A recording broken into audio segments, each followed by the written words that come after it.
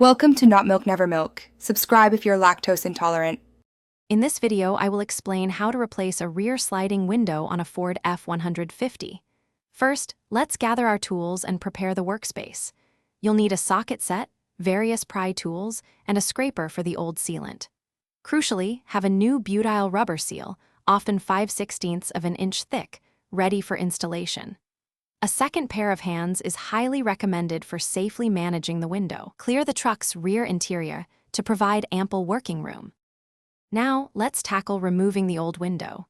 Begin by carefully taking out the rear seat back and any interior trim panels to expose the window's mounting points. If your F-150 has a power sliding window, disconnect its electrical motor and cables.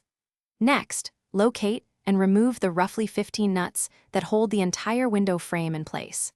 With a helper outside, gently push the window assembly outward from inside the cab to break the old adhesive butyl seal.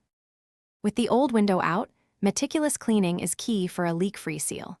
Use a putty knife or scraper to remove all traces of the old butyl rubber sealant from the truck's body. Follow this by cleaning the surface with isopropyl alcohol to ensure it's perfectly free of residue.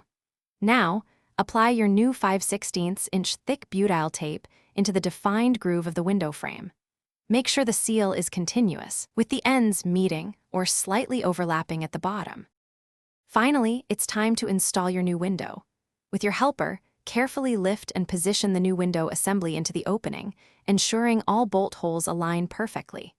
Once aligned, apply firm, even pressure around the frame to properly adhere the new butyl seal.